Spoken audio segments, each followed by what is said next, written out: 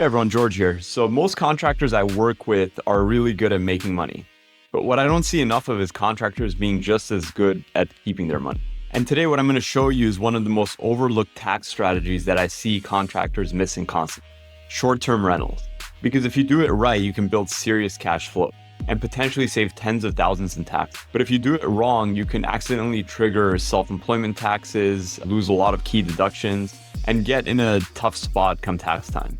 So in this video, I'm going to break down why short-term rentals can outperform long-term rentals, the 14-day rule that can make income tax-free, the biggest classification mistake contract, and how to structure it all correctly so the tax strategy works as efficiently as possible. So without further ado, let's get started.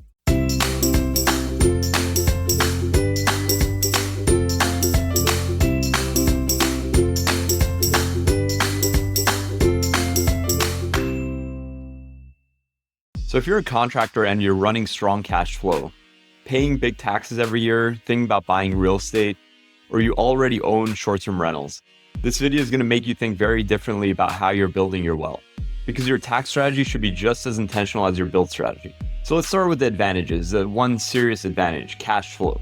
Short-term rentals can generate significantly more cash flow than long-term rentals. And here's where this matters for contractors, because most contractors already understand how to work the system. You know how to manage projects, you know how to manage crews, you know how to handle schedules and turnover.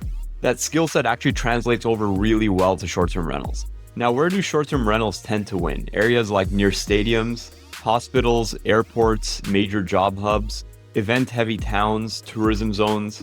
These areas where demand can spike constantly.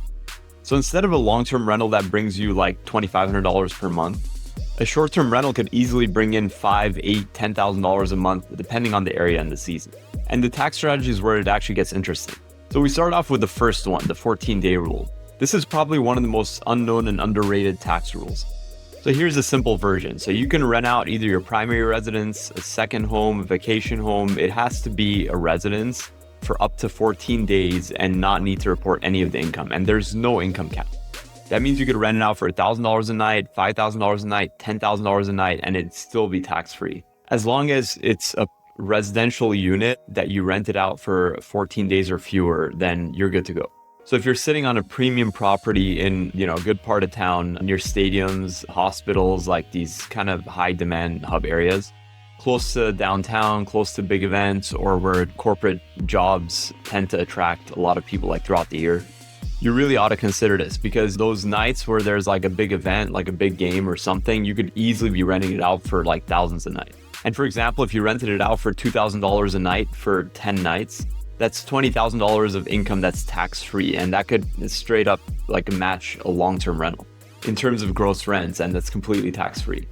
So one thing with this is you don't want to cross over into day 15, because as soon as you rent it out for the 15th day, that whole thing becomes taxable. It becomes a different set of rules, a different reporting structure. Now you have to get into your deductions and all that to better your tax situation. So the whole game changes at day 15. So if you want to rent it out for 20 nights, 30 nights, that might still be a great move, but you want to plan it out correctly, because you don't want to create a big tax mess. You do one way or another, you do want to plan this thing out. And tax planning, it's something I always say, you want to do it earlier in the year. You don't want to leave it for the last minute. As the year progresses, that window closes up. We do tax planning. That's primarily what we do for a lot of our clients. Our calendar link is down in the show notes. So the second biggest tax strategy I wanted to talk about for short-term rentals is the passive versus active classification of the income. So how your short-term rental activity is classified is very critical to your outcome in the year. Short-term rentals can either be classified as passive rental income or active business income. So passive rental income, this is the preferred category. It can be cleaner, it can offer better planning options. And the biggest thing is it's not subject to the self-employment rate, which is 15.3% on top of your regular individual income tax bracket. So in most cases, this can actually be more beneficial. So active business income, this is where people get hit with that 15.3% FICA, Social Security and Medicare tax on top of the individual income tax rates. And how exactly does that happen?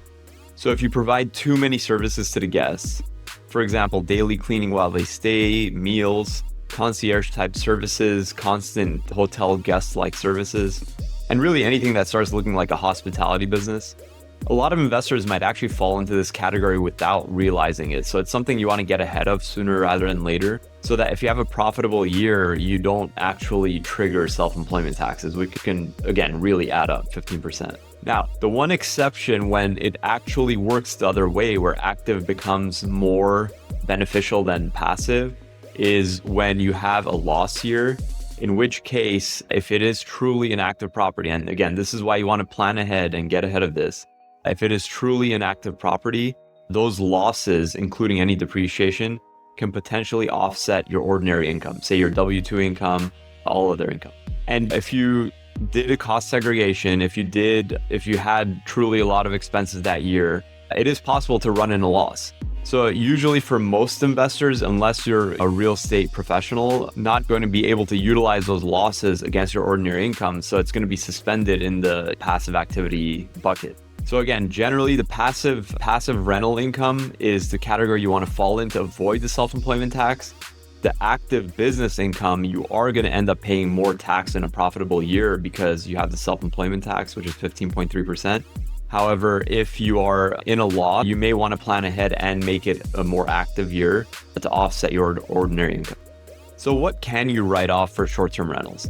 So with short-term rentals, you can write off depreciation, repairs and maintenance, utilities, insurance, supplies, property management fees, cleaning fees, mortgage interest, property taxes, furniture and appliances, and even certain travel and admin expenses in the right situation.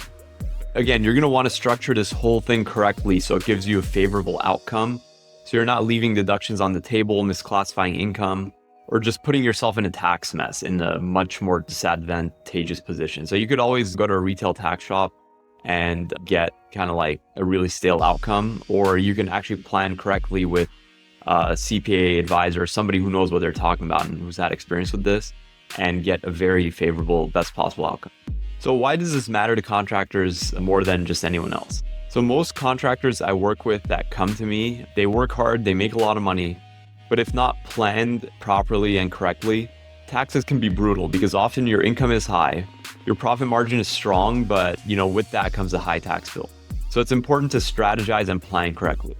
You want to work more, build more, earn more, but also keep more.